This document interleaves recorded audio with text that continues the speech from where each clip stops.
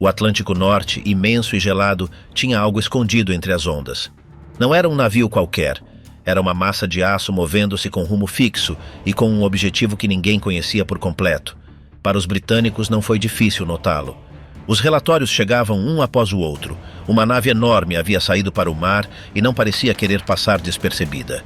Em questão de horas, começaram a se mover navios, aviões e radares por todos os lados. Respirava-se tensão.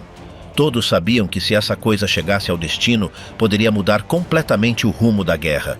Enquanto isso, no interior do navio, cada passo, cada manobra era feito com a pressão de saber que tudo poderia explodir a qualquer momento. Era uma corrida contra o tempo, contra o inimigo e contra o próprio mar. Ninguém tinha certeza de como tudo terminaria, mas todos sabiam o mesmo. Era preciso detê-lo. Quem conseguiria primeiro?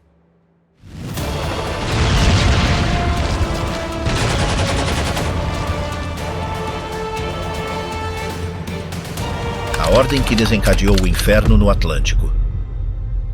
No dia 23 de maio de 1941, logo cedo, o almirante Günther Lutyens estava na sala de mapas do navio-chefe Bismarck. À sua frente, havia uma ampla mesa com cartas náuticas que mostravam a costa ocidental da Noruega e o Atlântico Norte. Ao lado da mesa, vários oficiais aguardavam suas instruções enquanto ele observava a situação meteorológica e os últimos relatórios de inteligência. A ordem que tinha nas mãos vinha diretamente do Comando Naval Supremo, assinada pelo grande almirante Erich Raeder. Era a autorização final para realizar a Operação Rheinübung, uma missão de incursão no Atlântico contra as rotas de abastecimento britânicas. O Bismarck, escoltado pelo cruzador pesado Prinz Eugen, deveria sair para o oceano sem ser detectado e atacar o tráfego mercante inimigo. A decisão não foi tomada de ânimo leve. Desde os primeiros meses da guerra, o bloqueio naval britânico tinha exercido uma pressão constante sobre a Alemanha. Apesar dos esforços dos submarinos e dos ataques ocasionais de cruzadores auxiliares, o Reino Unido continuava a receber grandes quantidades de suprimentos dos Estados Unidos e de outras colônias. A única forma de interromper esse fluxo vital era enviar grandes unidades de superfície para semear o caos nessas rotas. No entanto, essas operações eram extremamente arriscadas. O Graf Spee tinha sido afundado no Rio da Prata, o Blücher durante a invasão da Noruega e o Gneisenau e o Scharnhorst tinham sido danificados em confrontos anteriores. Ainda assim, o alto comando considerava que o novo encouraçado-chefe, o Bismarck, poderia mudar o equilíbrio. O Bismarck era o orgulho da Kriegsmarine. Com mais de 50 mil toneladas de deslocamento e armado com 8 canhões de 380 milímetros, representava uma ameaça formidável para qualquer unidade inimiga. Sua blindagem, velocidade e alcance lhe davam uma combinação de resistência e mobilidade sem precedentes. Os britânicos sabiam disso. Desde seu lançamento, o Bismarck era observado com temor e respeito pelo almirantado britânico, que o considerava um perigo direto para a supremacia naval no Atlântico. Por isso, cada movimento do navio era seguido de perto. A Alemanha o mantinha afastado do combate direto, esperando o momento adequado. Esse momento chegou em maio. A escolha da data foi influenciada por vários fatores. Em primeiro lugar, os navios de guerra britânicos estavam dispersos em várias zonas do Atlântico e do Mediterrâneo. Em segundo lugar, a inteligência naval alemã havia detectado uma menor atividade de escoltas no Atlântico Norte, o que tornava viável uma incursão. Além disso, o Prinz Eugen, que acompanharia o Bismarck, já estava preparado após ter realizado exercícios e reparos. Só faltava uma janela meteorológica favorável para iniciar a operação. Essa janela se abriu no final de maio. Lutyens, um oficial de carreira com experiência e reputação, sabia que a missão seria extremamente perigosa. Apesar do poder do Bismarck, a Royal Navy tinha superioridade numérica e bases próximas das quais podia mobilizar suas unidades rapidamente. Por isso, o sucesso dependia de passar despercebidos o maior tempo possível. O plano contemplava navegar para o norte através do Mar Báltico, contornar a costa da Noruega e depois atravessar o Estreito da Dinamarca para alcançar o Atlântico aberto. De lá, os dois navios se separariam e atacariam diferentes rotas de comboios, sem enfrentar esquadras inimigas a menos que fosse inevitável. O almirante Raeder havia insistido que a missão não era uma confrontação direta, mas uma operação de desgaste econômico. O objetivo era obrigar o inimigo a reforçar a escolta de seus comboios, o que desviaria recursos de outras áreas. Além disso, o afundamento de cargueiros e petroleiros afetaria a economia britânica e evidenciaria a fragilidade de seu sistema logístico. Embora Lutyens tivesse reservas sobre a viabilidade do plano, aceitou a ordem. Seu papel era executá-la com precisão militar. Antes de partir, foi realizada uma reunião com os comandantes do Bismarck e do Prinz Eugen. O capitão Ernst Lindemann, no comando do Bismarck, era um marinheiro experiente e respeitado por sua tripulação. Tinha confiança no navio e em suas capacidades, mas também compreendia a magnitude do que se aproximava. Durante a reunião, foram repassadas as rotas previstas, os pontos de reabastecimento, os códigos de rádio e as regras de engajamento. Foi estabelecido que o fogo só seria aberto se o inimigo detectasse os navios e não houvesse possibilidade de evitá-los. Caso contrário, o mais importante era manter o sigilo. A operação exigia coordenação absoluta. Os submarinos alemães haviam sido posicionados em zonas-chave para detectar movimentos britânicos e alertar sobre comboios. Aviões de reconhecimento de longo alcance também seriam usados para identificar rotas livres de inimigos. Tudo deveria funcionar como um relógio. No entanto, o clima era um fator imprevisível. As águas do Estreito da Dinamarca eram traiçoeiras, com névoa, gelo e ventos imprevisíveis. Por isso, a partida se manteve em segredo, inclusive para parte da tripulação, até o último momento. Apenas alguns poucos sabiam com exatidão o destino e a rota. Nas horas que antecederam a saída, o ambiente a bordo era tenso, mas disciplinado. A tripulação do Bismarck havia sido treinada a fundo, e o navio estava totalmente abastecido. Os porões levavam milhares de toneladas de combustível, munições, peças de reposição e alimentos. Cada canto havia sido inspecionado. Os motores estavam em perfeito estado, os sistemas de comunicação haviam sido revisados e as torres de artilharia tinham sido calibradas para o combate. Nada foi deixado ao acaso. As ordens eram claras: sair de Gotenhafen e alcançar a área de operações sem ser detectado. Ao cair da tarde, o Bismarck içou sua âncora lentamente. As hélices começaram a girar, e o navio, imponente e silencioso, se descolou do cais. Ao seu lado, o Prinz Eugen fez o mesmo. Era o início da Operação Rheinübung. As luzes da costa desapareceram pouco a pouco, enquanto os dois gigantes de aço avançavam em direção à escuridão. Ninguém sabia com certeza o que os esperava, mas todos sabiam que não seria uma travessia fácil. Era uma missão que poderia mudar o curso da guerra ou se tornar um desastre. A decisão já estava tomada. Naquela noite, o Bismarck navegou pelo Báltico com rumo norte. O rádio permaneceu em silêncio absoluto. Apenas mensagens codificadas por sinais ópticos entre os navios eram permitidas. A névoa ajudava a ocultar sua presença. A bordo, os marinheiros seguiam com suas rotinas, mas todos sabiam que estavam entrando em terreno perigoso. Nas salas de máquinas, os engenheiros vigiavam a pressão das caldeiras. Nos postos de observação, os vigias olhavam o horizonte sem descanso. E na ponte, Lutyens observava as cartas com a concentração de quem sabe que qualquer erro poderia ser fatal. O Bismarck havia sido construído para resistir. Sua blindagem lateral tinha uma camada de aço de mais de 300 milímetros, e seus compartimentos eram divididos com portas estanques que podiam se fechar em segundos. Seu armamento principal era capaz de disparar projéteis de 800 kg a mais de 30 km de distância.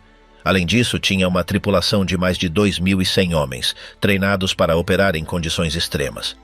No entanto, a história naval havia demonstrado que nenhum navio é invulnerável. Seus oficiais sabiam disso. Os britânicos sabiam, e Lutyens sabia. Com o amanhecer, os navios seguiam seu curso sem incidentes. O próximo passo seria contornar a Noruega e alcançar o Estreito da Dinamarca. Se conseguissem atravessá-lo sem ser detectados, teriam o Atlântico aberto para operar livremente. Mas se fossem descobertos, a Royal Navy mobilizaria toda a sua força para interceptá-los. Era uma aposta arriscada, uma decisão tomada em um momento-chave da guerra, e já não havia volta. A saída fantasma do monstro mais temido de Hitler. Durante a madrugada de 19 de maio de 1941, o encouraçado alemão Bismarck e o cruzador pesado Prinz Eugen se preparavam para deixar o porto de Gotenhafen, localizado na costa sul do Mar Báltico. O céu estava coberto e uma garoa fina caía sobre o convés de ambos os navios. As luzes do porto estavam apagadas e o ambiente era silencioso. Ouviu-se apenas o murmúrio constante das máquinas e as ordens sussurradas pelos oficiais. A tripulação, que já havia embarcado dias antes, esperava com tensão o início da operação.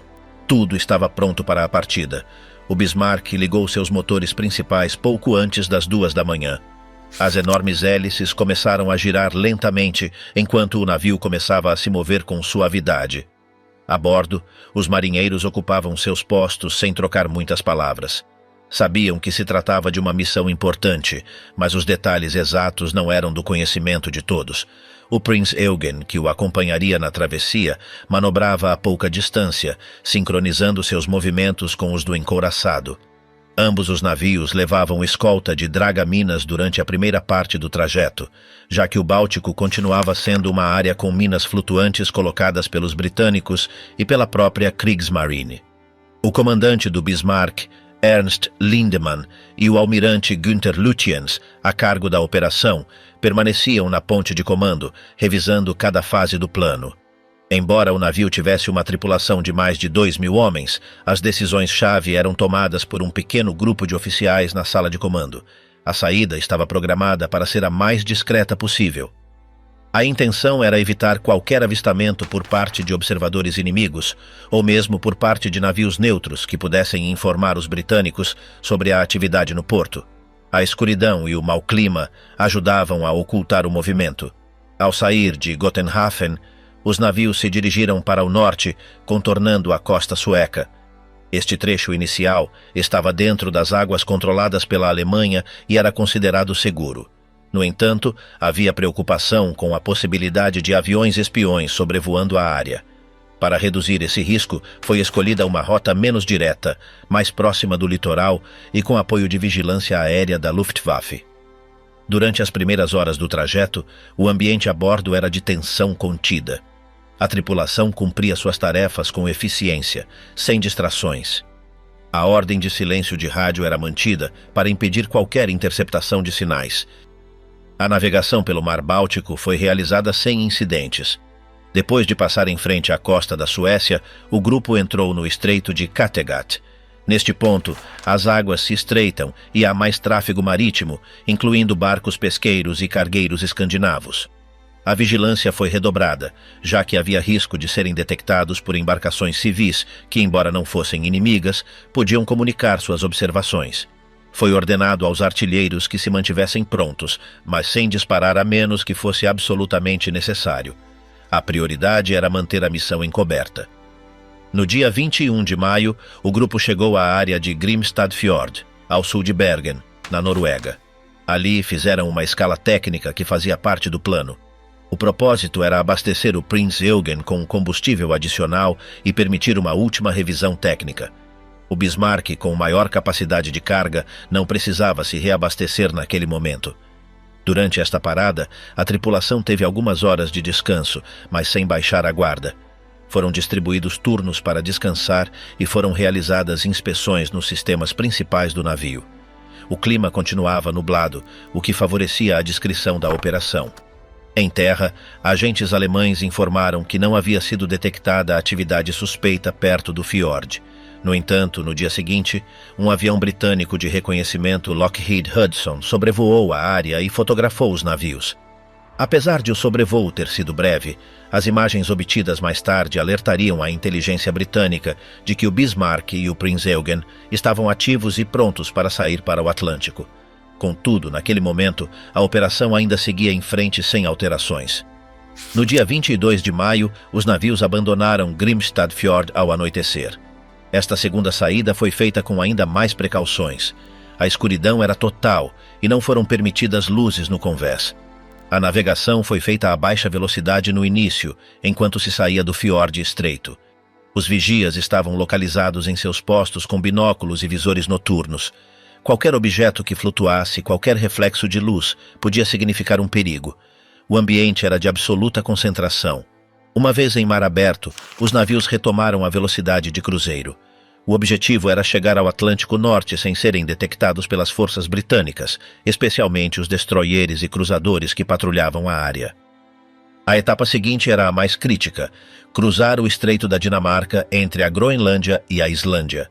Essa passagem era um dos poucos acessos ao Oceano Atlântico a partir do Mar do Norte e estava constantemente vigiada pela Royal Navy. Os alemães sabiam que os britânicos costumavam manter navios nessa área e que havia aviões de patrulha costeira sobrevoando a região.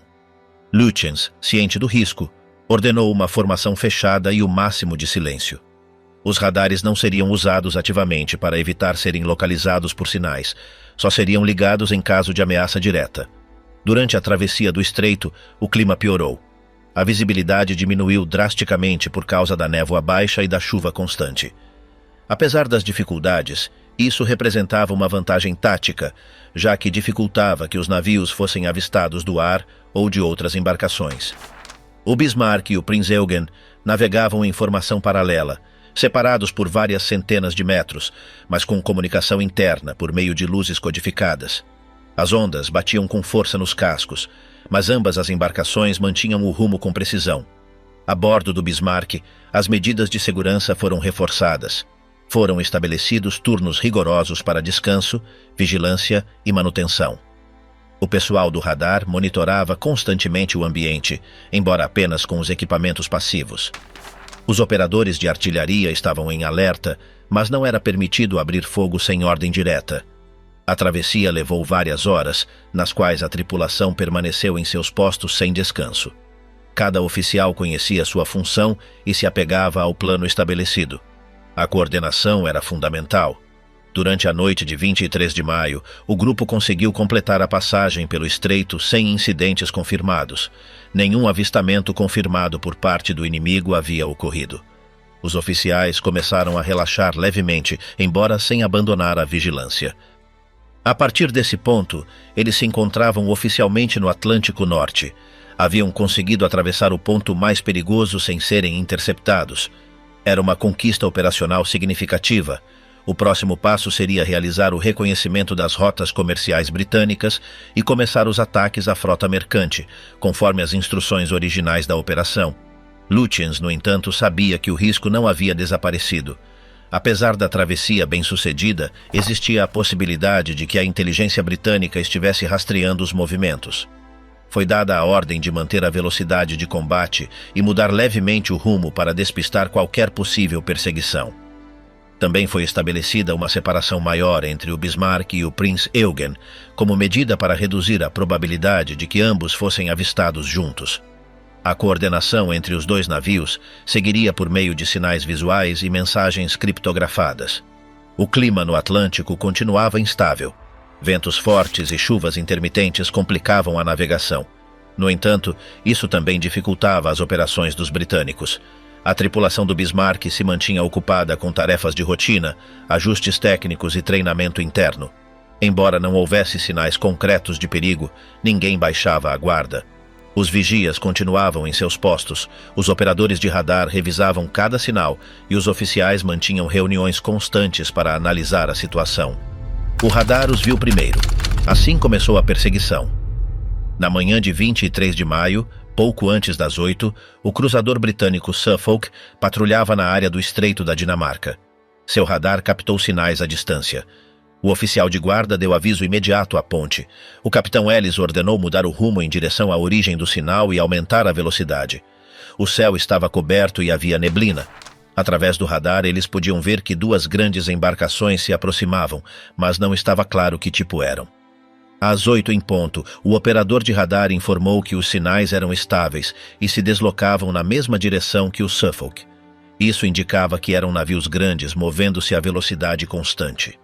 Alguns minutos depois, foi possível ver a silhueta de um dos navios entre a névoa. Era enorme e tinha mastros retos. Não restavam dúvidas. Era o Bismarck. Ao seu lado, mais à proa, seguia o Prinz Eugen. O capitão Ellis informou o almirantado por rádio e também o Norfolk, outro cruzador britânico que patrulhava na área.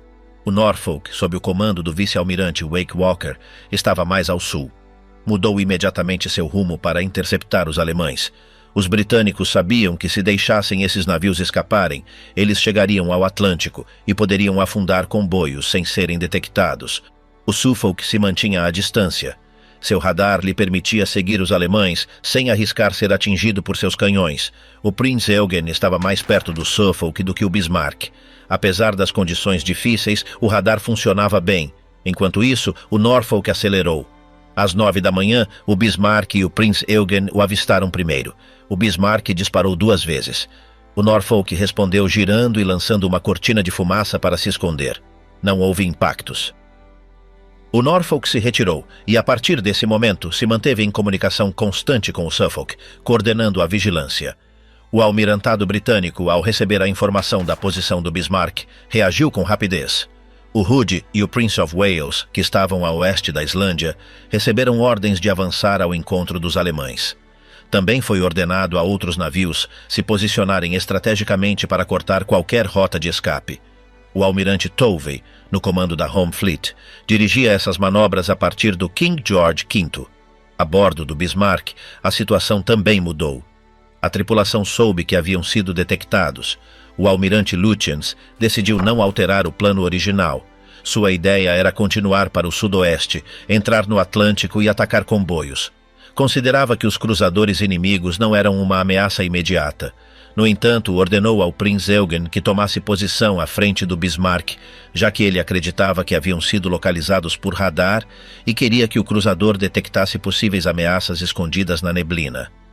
Ocorreu uma mudança de lugar entre os navios alemães sem que os britânicos percebessem. Os britânicos continuavam a informar posições regularmente. Cada vez que o Suffolk ou o Norfolk viam o Bismarck, enviavam dados. Embora não pudessem se aproximar por causa do risco de serem destruídos, seu trabalho de rastreamento era fundamental. A inteligência naval britânica analisava todos esses relatórios para antecipar o rumo que os alemães poderiam tomar. Discutia-se se os alemães tentariam romper para o oeste ou se fariam uma manobra para o sul. O Hood e o Prince of Wales já estavam em movimento. Ambos navegavam em velocidade máxima. Seu objetivo era interceptar o Bismarck o mais rápido possível. Enquanto isso, o Suffolk e o Norfolk seguiam atrás da formação alemã, tomando cuidado para se manter fora do alcance dos canhões. Por vezes, os alemães desapareciam na névoa. Outras vezes, reapareciam brevemente. Os operadores de radar britânicos se mantinham atentos em todos os momentos. A visibilidade era baixa, mas a tecnologia permitia manter contato. Na tarde de 23 de maio, o vice-almirante Wake Walker manteve uma comunicação com o almirantado. Informou que havia detectado uma mudança de rumo nos alemães. Agora eles pareciam se dirigir mais para o oeste. Temia-se que tentassem escapar pelo norte do estreito. O almirantado britânico voltou a ajustar as posições de seus navios. O Repulse, outro cruzador de batalha, foi enviado para o sul da Groenlândia. Também foi ordenado ao porta-aviões Victorious sair para o oeste. A bordo do Bismarck, o comandante Lindemann recebia relatórios da situação. Sabia que os britânicos o estavam seguindo, mas não acreditava que eles fossem capazes de atacar diretamente nessas condições. O almirante Lutyens pensava que, se continuassem com velocidade constante e sem confrontos, logo perderiam os perseguidores. Não sabiam que os britânicos estavam coordenando uma rede de unidades para cercá-los. Durante a noite, os cruzadores britânicos continuaram com a vigilância. Usavam o radar como sua principal ferramenta. Em um momento, o Suffolk perdeu o contato. Uma interferência afetou o radar. Por mais de 1 hora, eles não conseguiram localizar os alemães. Temia-se que os tivessem perdido definitivamente. No entanto, quando o radar voltou a funcionar, os contatos reapareceram. Os alemães não haviam mudado de rumo. Eles continuavam avançando para o sudoeste, embora a uma velocidade menor. O Bismarck havia reduzido a marcha para não gastar tanto combustível. Na madrugada de 24 de maio, o céu começou a clarear. Os cruzadores britânicos tinham melhor visibilidade, embora ainda mantivessem uma certa distância. Sabiam que o Hood e o Prince of Wales já estavam perto. Tudo indicava que um confronto ocorreria em breve. Os relatórios enviados durante a noite haviam servido para calcular com precisão a trajetória do Bismarck. A frota britânica estava em posição. O capitão Ellis do Suffolk enviou seu último relatório de posição às 2h30 da manhã. Depois disso, manteve silêncio de rádio para não alertar os alemães. Os cruzadores se preparavam para deixar a perseguição direta. Logo seriam substituídos pelos navios de combate maiores. Sua missão estava quase cumprida. Eles haviam conseguido manter o contato com o inimigo por mais de um dia, guiando a frota para um ponto de encontro. O dia em que o Bismarck fez explodir o orgulho britânico. Na manhã de 24 de maio, antes do amanhecer, as condições no Estreito da Dinamarca eram escuras, frias e úmidas. O mar estava coberto por uma espessa névoa que dificultava a visibilidade, embora o radar tivesse permitido aos navios manter contato entre si. O Bismarck e o Prinz Eugen navegavam juntos rumo ao sul, sem saber que uma esquadra britânica se aproximava rapidamente pelo oeste. O Hood e o Prince of Wales já estavam em posição para interceptá-los, e às 5h35, os vigias do Prinz Eugen detectaram silhuetas escuras que surgiam do horizonte. A identificação foi imediata. Tratava-se de 2 navios de guerra inimigos que avançavam a toda velocidade. A tensão a bordo aumentou. O almirante Lutyens recebeu o relatório e ordenou que os artilheiros se preparassem. O capitão Lindemann do Bismarck também foi informado e respondeu com rapidez. Os artilheiros alemães começaram a ajustar seus canhões, enquanto os britânicos faziam o mesmo do outro lado. A distância entre ambas as formações diminuía rapidamente. O Hood, que encabeçava a linha, ainda era considerado um dos navios mais poderosos da Royal Navy, mas sua blindagem não era uniforme e sua estrutura já mostrava sinais de envelhecimento. Às 5h52, o Hood disparou a primeira salva. Os projéteis cruzaram o céu e caíram no mar, sem atingir seu objetivo. O Príncipe de Gales o seguiu, abrindo fogo com sua artilharia principal. Os alemães demoraram um pouco mais para responder. Lutyens não queria iniciar o combate se pudesse evitá-lo, mas a proximidade do inimigo já não deixava opções. Lindemann quebrou o silêncio ao dizer que não permitiria que atirassem nele sem revidar. Pediu permissão para devolver o fogo e, sem esperar uma resposta clara, a autorizou por conta própria. Às 5h55, os canhões do Bismarck e do Prinz Eugen retumbaram pela primeira vez. A troca de tiros foi brutal. As explosões sacudiam o mar e as colunas de água se levantavam a cada poucos segundos. O Hood manobrava para encurtar a distância, tentando usar sua artilharia com maior precisão, mas sua trajetória facilitava que os projéteis inimigos atingissem seu convés. Um dos disparos do Prinz Eugen atingiu o Hood em uma de suas seções intermediárias, gerando um incêndio. As chamas começaram a se espalhar, e embora a tripulação tenha tentado contê-las, o dano já estava feito. Enquanto isso, o Bismarck centrou sua atenção no Hood, disparando com seus canhões principais. Às 6h01, um desses projéteis atingiu diretamente a área central do Hood. A explosão foi tão violenta que o navio praticamente se partiu em 2. Em questão de segundos, a estrutura desapareceu sob a água, deixando uma nuvem de fumaça e fogo. O Príncipe de Gales, que vinha logo atrás, foi obrigado a manobrar bruscamente para evitar os destroços do naufrágio. O impacto emocional foi imediato. Dos mais de 1.400 homens que estavam a bordo do Hood, apenas 3 conseguiram sobreviver. O Príncipe de Gales, ainda chocado, continuou o combate. Seus disparos eram imprecisos e sua tripulação ainda não tinha experiência suficiente para uma batalha daquela magnitude. Sofreu vários impactos do Bismarck, incluindo um que destruiu parte da ponte de comando. Apesar do dano, conseguiu se manter à tona e se retirou coberto por uma cortina de fumaça. Os alemães não o perseguiram. Lutyens decidiu não arriscar seus navios e ordenou que mantivessem o rumo original. A ameaça imediata havia sido eliminada, mas o ruído do confronto havia alertado toda a frota britânica. Nas horas seguintes, a notícia do afundamento do Hood se espalhou por toda a Inglaterra. O impacto foi enorme. O Hood era um símbolo da Marinha Real e sua destruição foi vista como uma perda insubstituível. O alto comando britânico ordenou uma mobilização total. Todos os navios disponíveis deveriam se unir à caçada ao Bismarck. A partir desse momento, a operação deixou de ser uma patrulha de interceptação e se transformou em uma perseguição massiva. A prioridade era encontrar e destruir o navio alemão a qualquer custo. A bordo do Bismarck, o ambiente era tenso, mas controlado. A tripulação havia celebrado a vitória, mas os oficiais sabiam que agora seriam perseguidos sem descanso. O navio havia sofrido danos. Um dos projéteis do Príncipe de Gales havia perfurado um tanque de combustível, causando um vazamento considerável. Embora o dano estrutural não comprometesse a capacidade de combate, limitava o alcance da viagem. Também haviam sido registradas vibrações em uma das hélices, embora não se soubesse se era um dano sério ou um simples desequilíbrio. Lutyens estava convencido de que a prioridade era continuar em direção à área de operações designada.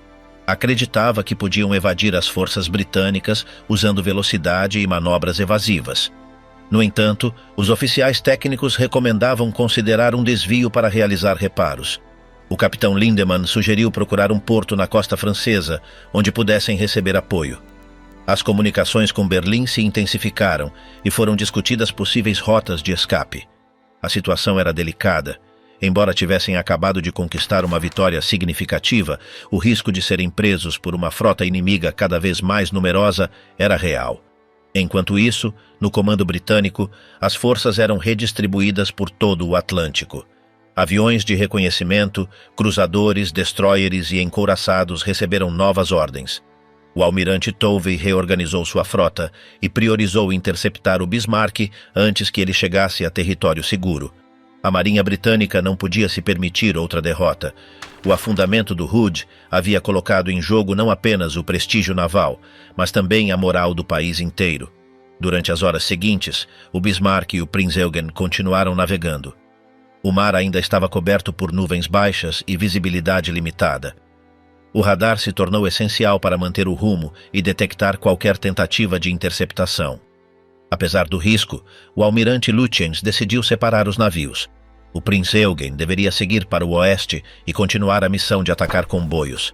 O Bismarck, por sua vez, deveria tentar alcançar o porto mais próximo na França. Era uma decisão arriscada, mas permitiria confundir os britânicos e dividir sua perseguição. Antes de se separarem, ambos os navios realizaram uma última revisão de sistemas e recursos. A troca de mensagens foi breve, mas formal. A tripulação do Prinz Eugen se preparou para agir por conta própria, enquanto o Bismarck ajustava seu rumo. A separação foi realizada sem incidentes, e a partir desse momento, o Bismarck ficou sozinho em alto mar, com uma frota inteira procurando-o e uma margem de erro cada vez mais estreita. A caçada mais grandiosa da história naval moderna. Os primeiros minutos após a troca de tiros no estreito foram caóticos. Na ponte do Príncipe de Gales, reinava a confusão enquanto os tripulantes tentavam reparar os danos causados pelo impacto dos projéteis inimigos. O navio britânico havia recebido vários golpes sérios e, apesar de seu poder de fogo, não estava em condições ideais para continuar o confronto. Seu capitão decidiu mudar de rumo, afastando-se do Bismarck e do Prinz Eugen, que continuavam navegando juntos. Nesse momento, os alemães não perseguiram os britânicos. Em vez disso, o almirante Lutyens manteve o rumo estabelecido, sem modificar seu plano geral. Enquanto isso, em Londres, o almirantado reagiu com rapidez. A notícia do afundamento do Hood gerou uma sensação de urgência sem precedentes. O almirante Tovey, à frente da Home Fleet, recebeu ordens de fazer tudo o que fosse necessário para encontrar e destruir o Bismarck. A frota britânica se mobilizou imediatamente. Mensagens criptografadas foram enviadas a diferentes esquadras e unidades navais no Atlântico. Os navios que estavam em patrulhas rotineiras ou em tarefas de escolta foram desviados para se juntar à perseguição. Em poucas horas, uma grande parte da Royal Navy estava mobilizada com um único objetivo. A bordo do Bismarck, Lutyens havia começado a receber mensagens de rádio interceptadas.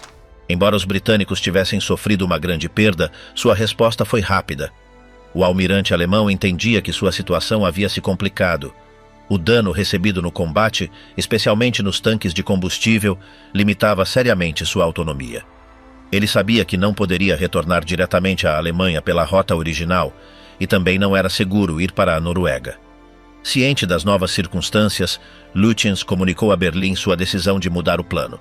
Em vez de continuar em direção ao Atlântico Central, ele decidiu buscar refúgio em um porto francês sob controle alemão. O alto comando naval alemão, ao receber esta informação, apoiou a decisão. Os portos na costa atlântica da França ofereciam reparos, proteção aérea da Luftwaffe e a possibilidade de reabastecimento. Mas, para chegar lá, o Bismarck precisava cruzar uma área do Atlântico onde a Royal Navy tinha uma forte presença. A travessia não seria simples. À medida que a perseguição avançava, o número de navios britânicos envolvidos aumentava. O Ark Royal, um porta-aviões com base em Gibraltar, zarpou para o norte com seus esquadrões de torpedeiros prontos. O Renown, um cruzador de batalha, também se uniu à operação. A pressão sobre Lutyens crescia a cada hora. O Prinz Eugen, que havia acompanhado o Bismarck desde o início da operação, recebeu novas ordens. Foi decidido separá-lo para que continuasse a missão original de atacar comboios aliados em solitário. Apesar do risco, o cruzador se afastou discretamente do Bismarck, mantendo uma velocidade constante e evitando o contato por rádio para não delatar sua posição. A separação foi realizada sem incidentes, e o Prinz Eugen conseguiu avançar sem ser detectado pelos britânicos por um tempo. A Royal Navy, no entanto, havia centrado toda a sua atenção no Bismarck. Graças à inteligência e aos relatórios de avistamentos, eles mantinham uma ideia aproximada de sua localização. Mas o Oceano Atlântico é imenso, e seguir a pista de um único navio não era tarefa fácil.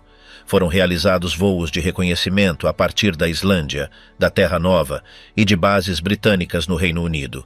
Os aviões Catalina, com grande autonomia, penteavam o mar procurando qualquer indício do navio alemão.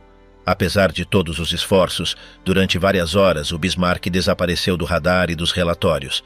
Durante esse período, Lutyens tentou usar essa vantagem. Evitou transmitir sinais, reduziu a velocidade e buscou uma rota que o afastasse das áreas onde se esperava a presença britânica. No entanto, a manobra não durou muito. Um avião Catalina finalmente conseguiu avistá-lo do ar, confirmando sua posição e direção. Com essa informação, a frota britânica ajustou seus movimentos.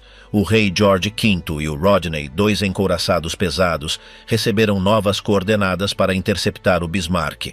Os cruzadores e destroyers se alinharam para fechar o cerco de diferentes direções. A tensão a bordo do Bismarck se mantinha alta. Embora tivesse escapado do combate direto, a ameaça era constante. Os reparos eram realizados a toda velocidade, tentando conter as infiltrações de água e manter a velocidade máxima possível. O dano no sistema de combustível era preocupante. Embora o navio mantivesse seu armamento principal intacto, sua capacidade de manobra estava comprometida. A moral da tripulação era firme, mas todos sabiam que estavam sendo caçados. À medida que a frota britânica se aproximava, mais medidas ofensivas eram preparadas. Os torpedeiros Swordfish do Ark Royal foram preparados para lançar um novo ataque. Apesar de serem aviões lentos e antiquados, tinham um histórico efetivo em ações anteriores. Foi organizada uma operação aérea que exigia precisão, já que o mar estava agitado e as condições meteorológicas complicavam a visibilidade. Ainda assim, os pilotos britânicos decolaram e se dirigiram ao objetivo. Em uma primeira incursão, eles confundiram o Sheffield com o Bismarck, o que quase provoca um desastre.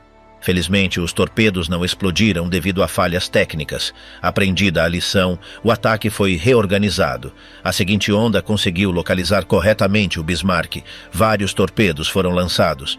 Um deles atingiu perto da popa, afetando seriamente o sistema de leme do navio. O dano obrigou a tripulação a tentar manobras de emergência, mas a direção ficou comprometida. O Bismarck só podia avançar em círculos amplos, reduzindo suas possibilidades de evasão. A partir desse momento, a situação mudou radicalmente. O navio alemão havia ficado preso. Da ponte do rei Jorge V, o almirante Tovey recebeu a confirmação de que o Bismarck já não tinha liberdade de movimento. Os planos para o ataque final foram intensificados. Os navios britânicos se organizavam em formação, prontos para o confronto definitivo. A noite se aproximava, mas a Royal Navy não pensava em esperar. Sabiam que, se não agissem logo, o Bismarck poderia receber apoio aéreo ou conseguir reparos temporários. Não podiam se arriscar. Nos minutos seguintes, os destroyers britânicos se adiantaram para hostilizar o Bismarck durante a noite. Lançaram ataques com torpedos, forçando o inimigo a se manter alerta. A tripulação alemã respondeu com fogo antiaéreo e artilharia secundária. As horas passavam e o cansaço se acumulava em ambos os lados. A bordo do Bismarck, a situação era cada vez mais precária. Os motores funcionavam no limite, os sistemas de leme não respondiam e os recursos começavam a escassear. O amanhecer traria consigo o momento decisivo. O cerco estava completo. A frota britânica, reforçada e em posição, se preparava para a batalha final. O Bismarck, sem capacidade de escapar nem de receber ajuda, enfrentaria seu destino. Já não era uma missão ofensiva nem uma operação secreta. Agora se tratava de uma luta pela sobrevivência, com tudo contra. E embora o navio continuasse sendo uma fortaleza flutuante, cada hora que passava o deixava mais vulnerável. A perseguição, que havia começado com o afundamento de um inimigo, estava prestes a terminar com a destruição de outro. O monstro ferido que girava sem rumo para a morte. A água estava cada vez mais agitada quando o Bismarck entrou na madrugada de 25 de maio. A bordo, a tensão não se acalmava. A tripulação não sabia com certeza se haviam conseguido deixar para trás seus perseguidores ou se a ameaça ainda os perseguia de perto. Da ponte, Lindemann analisava os relatórios do radar e observava o horizonte sem descanso. Ninguém podia confirmar se os britânicos o seguiam, mas a incerteza era tão pesada quanto o aço do casco que o cercava. O navio avançava em direção à França, esperando chegar à área de proteção aérea da Luftwaffe. No entanto, o que parecia um alívio na pressão inimiga logo se transformou em uma falsa ilusão. Os sinais de rádio interceptados de Londres revelavam que os britânicos não haviam se rendido e continuavam organizando uma nova etapa da caçada. Em Portsmouth, as ordens eram claras: não permitir que o Bismarck chegasse ao continente. O almirantado britânico havia mobilizado todos os recursos disponíveis. Navios como o King George V e o Rodney já estavam em rota, navegando a máxima velocidade para cortar a passagem do gigante alemão. No ar, os Swordfish do porta-aviões Ark Royal foram designados para fechar o cerco do céu. Embora lentos e antiquados, esses biplanos torpedeiros eram a melhor opção para operar em meio à névoa e à chuva. Naquela mesma tarde, um erro quase custou caro aos britânicos. O Ark Royal lançou um primeiro ataque sem confirmar o objetivo e seus aviões confundiram o Sheffield com o Bismarck. Milagrosamente, os torpedos não explodiram graças a uma falha nos detonadores magnéticos. Os pilotos retornaram ao porta-aviões confusos, mas com uma lição aprendida. As seguintes ondas seriam mais cuidadosas. Quando os Swordfish voltaram a decolar, o tempo não havia melhorado. Voavam baixo, através da bruma do Atlântico, com uma visibilidade reduzida e o vento batendo em suas asas de lona. Apesar do mau tempo, localizaram o Bismarck ao anoitecer. Desta vez, não havia margem para enganos. O monstro cinza navegava sozinho, sem o Prinz Eugen nem outras escoltas. A silhueta era inconfundível, avançando com firmeza, mas com sua defesa antiaérea limitada pela ondulação e pela escuridão. Os artilheiros alemães abriram fogo com tudo o que tinham. As traçadoras cruzavam o céu como serpentes incandescentes, mas os Swordfish desceram sem parar. A baixa altitude, os canhões pesados do Bismarck não podiam segui-los com precisão. Os aviões se aproximaram um por um, lançando seus torpedos de diferentes ângulos, tentando atingir os flancos vulneráveis do navio. Um dos impactos foi devastador.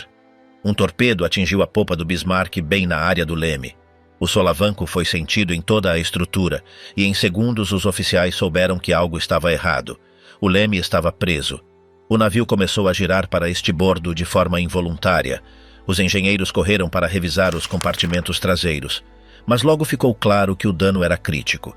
O navio havia perdido sua capacidade de manobra. A partir desse momento, o rumo do Bismarck deixou de depender de seus comandantes. O navio estava girando em círculos lentos, sem poder corrigir sua direção.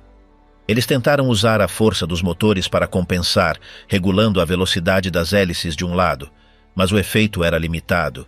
Estavam presos em seu próprio curso, vulneráveis, expostos aos ataques inimigos sem possibilidade de evasão real. O capitão Lindemann e o almirante Lutyens mantiveram a calma. Apesar do dano, ordenaram que o navio continuasse avançando na velocidade máxima possível, esperando que a direção geral os aproximasse da costa francesa. A bordo, os mecânicos trabalhavam contra o relógio tentando acessar o sistema do leme, que estava completamente inundado. A água que entrava tornava impossível qualquer reparo real. Durante a noite, a tripulação viveu horas de tensão. Foram enviadas mensagens de socorro através de sinais codificados, implorando à Luftwaffe que enviasse cobertura aérea ou até mesmo que um submarino fosse em seu auxílio. Mas ninguém chegou. O rádio captava fragmentos de comunicações inimigas. Os britânicos sabiam que o Bismarck estava danificado e não pensavam em deixá-lo escapar. Ao amanhecer de 26 de maio, os vigias avistaram a silhueta do Sheffield novamente. Os britânicos estavam perto, e cada hora que passava era um passo a mais em direção ao combate final. O tempo continuava nublado, mas isso não impediu que os Swordfish lançassem uma nova série de ataques para garantir que o Bismarck não recuperasse o controle de seu leme. O convés do navio se enchia de restos metálicos, fumaça e fragmentos de estilhaços. Na ponte de comando, Lutyens transmitiu uma mensagem dirigida ao alto comando naval alemão. Lutaremos até o último projétil. A honra do encouraçado será defendida. Os oficiais sabiam o que isso significava. Não havia salvação possível, e cada decisão tomada era para ganhar tempo ou adiar o inevitável. A possibilidade de chegar à costa francesa se desvanecia a cada milha. À medida que o dia avançava, os ataques aéreos se tornaram mais esporádicos. O clima limitava as operações, mas não deteve o movimento dos navios britânicos. O Rodney e o King George V já estavam a poucas horas de distância, posicionando-se para um ataque direto. A Royal Navy não queria correr riscos. Haviam sofrido demais com o afundamento do Hood, e essa era a oportunidade de se vingar. Os oficiais alemães organizaram o pessoal para as últimas horas.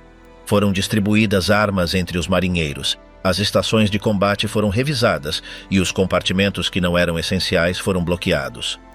Alguns membros da tripulação escreveram cartas ou bilhetes apressados. Sabiam que não haveria resgate. O ambiente era sombrio, mas não caótico. Muitos marinheiros agiam com disciplina, apegando-se às suas funções como se isso pudesse mudar o destino que se aproximava. Durante a noite de 26 para 27 de maio, o Bismarck navegava sozinho, girando levemente, sem controle real de seu curso. Os radares mostravam sinais próximos. A batalha final estava a horas de começar. A madrugada seguinte traria fogo, aço e a última resistência de um gigante que já não podia fugir. Os britânicos estavam se preparando para terminar o que haviam começado e desta vez não deixariam margem para erro. Fogo cruzado até afundar a fera de aço. As primeiras luzes do dia mal marcavam o horizonte quando a frota britânica se posicionou para enfrentar o encouraçado inimigo. O rei George V e o Rodney avançaram lentamente do oeste, buscando a melhor distância para começar o ataque. Naquela hora, o céu estava cinza e as ondas se moviam com lentidão, mas a tensão era constante. O Bismarck ainda flutuava, embora danificado, esperando o inevitável. A bordo do Rodney, os marinheiros revisavam pela última vez suas posições, enquanto os canhões principais se elevavam lentamente. Quando a ordem de abrir fogo foi dada, as primeiras salvas atravessaram o céu. As explosões foram ouvidas a quilômetros. Do lado alemão, os artilheiros tentavam manter a calma. O Bismarck, embora em desvantagem, respondeu com suas torres principais, tentando atingir seus oponentes. No entanto, o rumo fixo devido aos danos prévios o tornava um alvo fácil. A primeira série de disparos do Rodney caiu perto, mas não o atingiu diretamente. O rei George V se uniu com uma chuva de projéteis que começaram a impactar no casco do encouraçado alemão. As estruturas superiores do Bismarck foram atingidas rapidamente. Pedaços de metal voavam pelos ares. Apesar dos impactos, o navio resistia. Os tripulantes alemães mantinham seus postos, mesmo quando o fogo inimigo se tornava mais preciso.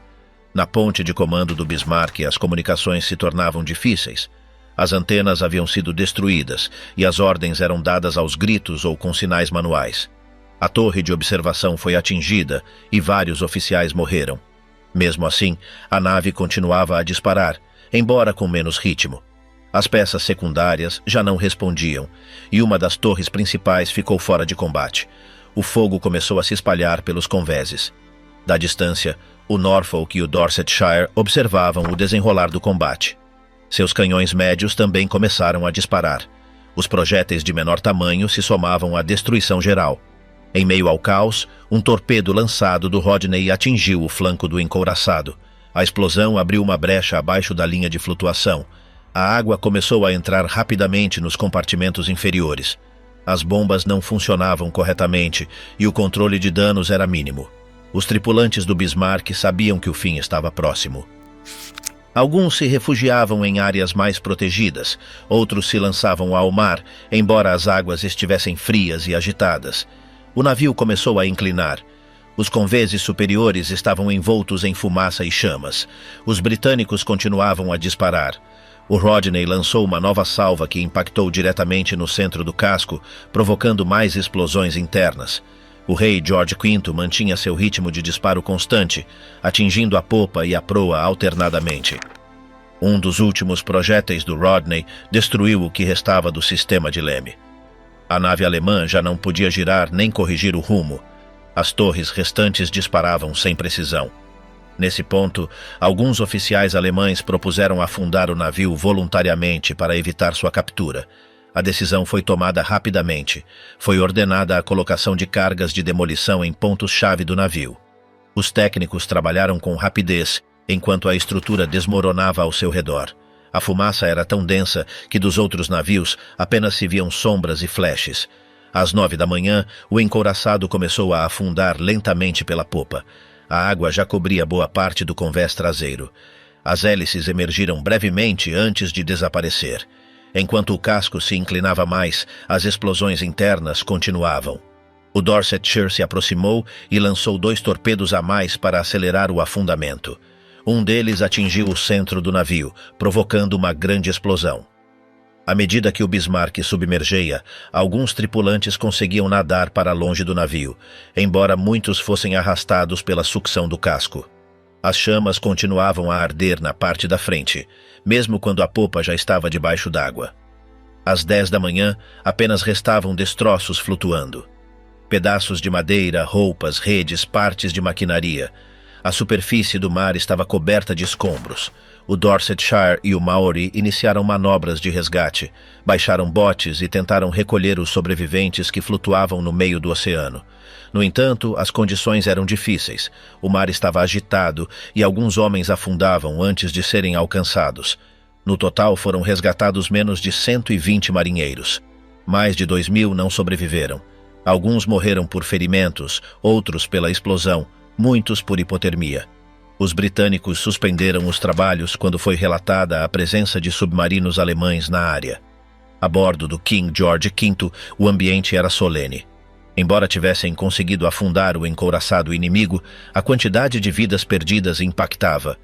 O capitão informou o almirantado do resultado, incluindo a confirmação visual do afundamento. Começaram a ser tiradas fotografias dos navios para registrar o fato. As imagens mostravam a coluna de fumaça se dissipando e os destroços flutuando. Nos relatórios da Royal Navy, o confronto foi descrito como uma ação decisiva. Destacava-se a cooperação entre unidades, a precisão do fogo naval e o impacto dos torpedos. Também eram mencionadas as lições aprendidas em relação à coordenação entre aviões, cruzadores e encouraçados. Para a marinha alemã, a perda do Bismarck foi um golpe difícil de assimilar. O navio havia sido um símbolo de poder naval, e sua destruição marcou uma mudança na estratégia alemã.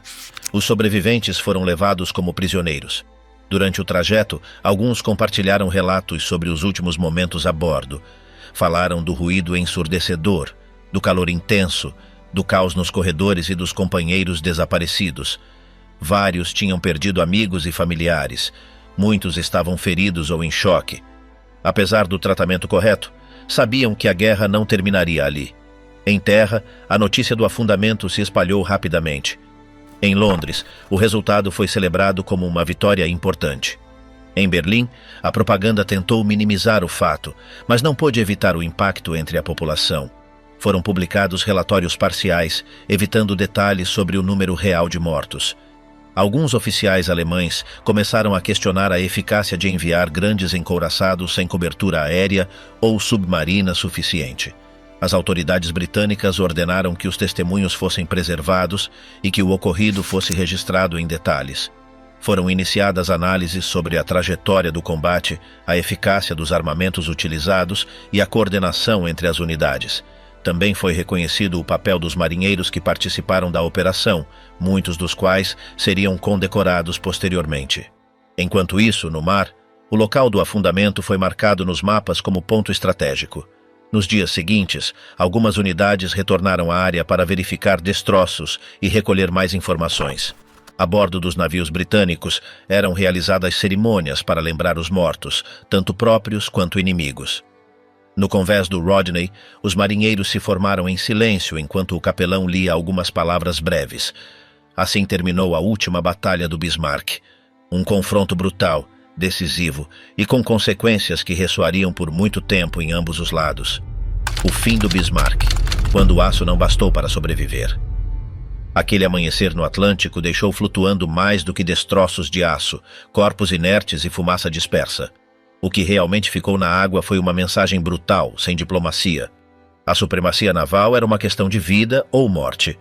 O afundamento do Bismarck, embora militarmente resolvido, trouxe consequências que ninguém pôde ignorar, nem em Berlim, nem em Londres, nem entre os homens que sobreviveram. Na manhã de 27 de maio, os britânicos deixaram a área de combate sem se preocupar em resgatar a todos. Apenas algumas centenas conseguiram sair da água. Mais de 2.000 ficaram sob a superfície. Muitos dos marinheiros do Bismarck não morreram pelo fogo inimigo, mas por afogamento ou exposição, no meio do mar agitado e frio. Apenas cerca de 115 homens foram salvos. A maioria não voltou a ver terra firme. Entre os sobreviventes estavam técnicos, marinheiros rasos, suboficiais e alguns oficiais, mas ninguém do alto escalão de comando. O almirante Lütjens desapareceu junto com a ponte de comando. Günther Lütjens, que havia sido apresentado na imprensa alemã como símbolo de decisão e profissionalismo, terminou como uma figura trágica, sepultado com seu navio. A propaganda nazista o transformou depois em mártir. No outro extremo, o capitão Lindemann também faleceu. Alguns testemunhas afirmaram que ele tentou organizar a evacuação ou até mesmo que quis ir para o fundo com a nave por vontade própria. Ninguém pôde confirmar isso por completo.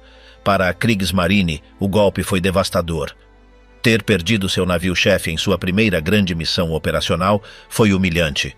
As autoridades alemãs tentaram controlar a narrativa. Em Berlim, Goebbels apresentou o fato como uma façanha, destacando o afundamento do Rude e a resistência do Bismarck até o final. Mas a realidade era impossível de maquiar. A arma mais poderosa da marinha alemã havia sido perdida, sem conseguir o objetivo estratégico de cortar as linhas de abastecimento britânicas. O alto comando alemão reconsiderou imediatamente sua estratégia naval. As unidades de superfície foram relegadas. Os encouraçados Tirpitz, Scharnhorst e Gneisenau se mantiveram em porto ou realizaram operações muito limitadas. A partir desse momento, o esforço se concentrou na guerra submarina.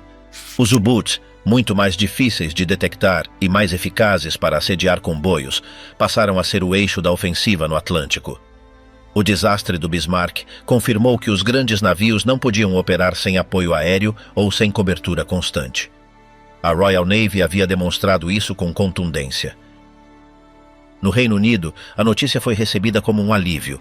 A perda do Hood havia deixado uma ferida aberta e ver o Bismarck afundado foi percebido como justiça. Churchill não hesitou em capitalizar politicamente a vitória. Ele havia ordenado pessoalmente que o Bismarck fosse afundado e sua insistência se tornou parte de sua imagem de liderança firme. A caçada ao Bismarck se tornou um símbolo de determinação nacional. A imprensa britânica elogiou a coordenação entre a inteligência naval, a aviação e os navios de guerra. Foi ressaltado que, apesar das dificuldades, a Marinha havia agido com rapidez e decisão.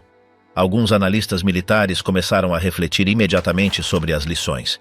Uma delas foi que a era dos grandes encouraçados estava chegando ao fim. Apesar de sua blindagem e poder de fogo, um único torpedo havia sido suficiente para deixar o Bismarck sem capacidade de manobra. O resto foi uma execução lenta. Os porta-aviões se mostraram mais úteis naquele cenário, permitindo ataques de grande distância e maior flexibilidade. A guerra no mar estava mudando, e o afundamento do Bismarck deixou isso claro. Os testemunhos dos sobreviventes foram recolhidos pelos britânicos em interrogatórios posteriores. Muitos deles falaram do medo, do caos durante o combate e do momento em que o navio começou a adernar. Alguns relataram que o afundamento não foi instantâneo, que a nave aguentou mais do que o esperado, mesmo com o casco partido. A estrutura interna do Bismarck, reforçada e compartimentada, atrasou o afundamento total, permitindo que vários saíssem pelos convéses superiores. Outros ficaram presos sem possibilidade de escape. A maioria dos resgatados foi transferida para campos de prisioneiros na Grã-Bretanha. Ali permaneceram até o final da guerra. Alguns nunca voltaram para a Alemanha. Outros regressaram a um país destruído, sem o regime que os havia enviado ao mar. A lembrança do Bismarck ficou gravada neles como uma mistura de orgulho técnico e tragédia humana. Eles haviam servido em uma máquina poderosa, mas essa máquina não os protegeu do resultado final. Com o passar do tempo, o Bismarck se tornou objeto de estudo, de filmes, de livros, de debates técnicos. O interesse não diminuiu. Seu afundamento foi uma demonstração clara de como a tecnologia, por si só, não garante a vitória. Também demonstrou como uma decisão tática, como a de não se desviar para o porto após o combate inicial, podia ter consequências irreversíveis. A obsessão por seguir para o sul, apesar do dano recebido, selou o destino do navio. Décadas depois, o casco do Bismarck foi localizado no fundo do oceano. A mais de 4.000 metros de profundidade, o gigante de aço permanecia quase intacto em várias seções. As imagens dos destroços revelaram o impacto dos projéteis, os danos estruturais, e também confirmaram que o navio não foi destruído por explosões internas. Ele foi afundado por decisão própria, abrindo as válvulas de lastro. A autodestruição foi um último gesto de controle diante do inevitável. Não se tratou de render-se, mas de evitar que o inimigo levasse um troféu. Esse gesto foi interpretado de diferentes maneiras. Alguns o viram como uma mostra de lealdade ao regime, outros como uma tradição naval que preferia o afundamento voluntário à captura. De qualquer forma, representou o fim de uma era. O Bismarck foi o último encouraçado alemão a ser construído com essa ambição. Nunca mais se tentou algo similar. O afundamento também deixou lições sobre a coordenação aliada. A operação combinou dados de inteligência, vigilância aérea, uso de porta-aviões e ataques em ondas. Foi uma demonstração de como a guerra moderna exigia a integração entre ramos distintos das forças armadas.